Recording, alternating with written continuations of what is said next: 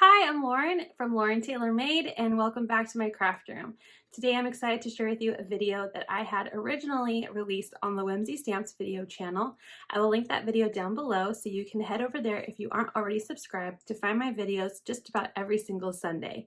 And today I'm sharing a video that I created to make this slimline card. I am using different die cuts in this scene to create a little fun scene for my little beaver here. So I hope you enjoy this tutorial.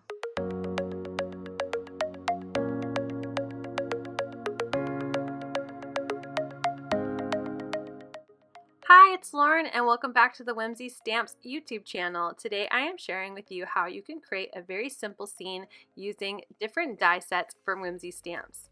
We are going to start by making our cloudy sky background, and for this I have cut a piece of watercolor paper to fit a slimline card. It's a little bit larger so we can trim it down, and I have die cut one of my cloud edger dies on some extra scrap paper, and I am using that as a stencil to create clouds for my background. I created my top layer of clouds with a dark blue heavy hand of ink to create my sky, and now for my second layer of clouds I'm going a little bit lighter to kind of create an illusion that there are clouds in front of each other. And I also alternated where I laid down my stencil so that way my clouds don't look exactly the same, they look a little more random.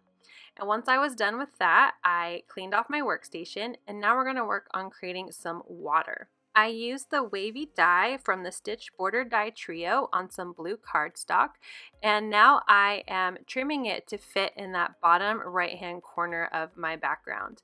I am using some Distress Oxide in Salty Ocean to add some more depth and color. I like distressing on top of colored paper because I don't have to use that much ink, and I'm using it just to create shadow and depth. And now I'm using some splatter ink and creating some texture and interest to my water, as well as using my distress sprayer just to give my water a look of that it's like bubbly and oceany, if that makes sense. You don't need to use splatter tools. You could definitely use watercolors, you can use ink and a wet paintbrush. There's lots of ways you can create the splatter look. For the grassy part of my scene, I used some green cardstock and the hill-shaped grass edger die and cut out another piece and trimmed it to fit in the lower left-hand corner, this time using Lucky Clover to add that depth as I distress on this piece, and also adding some splatter ink onto this to kind of match my ocean and give a little more consistency to my scene. So now you can see, just using some simple dies, I've created a sky background, some grass, and water. Now I wanted to add some trees, so I'm using my Forest Majesty set, and I die cut some of those trees out of Kraft cardstock. I die cut a cloud from the Up in the Clouds die set out of some green cardstock to create my treetop, and distressed it with pine needles, so there's a little bit of a difference between the leaves and the grass on my paper, even though I use the same color cardstock. Now on my tree trunks, I'm going to use some vintage photo and distress in different random spots because these are more delicate pieces. I just added a little bit of distress to them to give them some texture and interest and to match what I have on the rest of my card.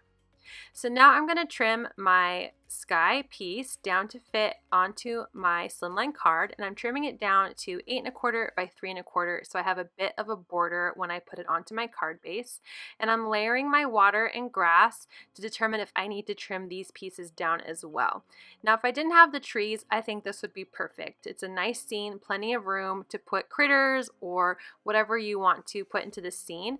But I didn't like how there wasn't a lot of room for my trees. So I'm going to trim off 1/4 inch from these two pieces just so I have a little more space in my sky and my trees don't feel so squished onto my card. So now I'm going to bring out my wet glue, and I'm going to glue my water piece first, and then I am going to glue on my tree branches behind my grass. So I'm adding some glue to the back of these, and then I'm going to layer it onto my card background piece. And I want it to look like a forest because I'm going to be using the Oh Damn set with those cute little beavers. So I want it to look like there was a nice forest sitting here by the edge of the river. So I'm going to crowd those pieces together to make it look a lot more full of trees. And now I will glue on my grassy piece to layer on top of my water and my trees.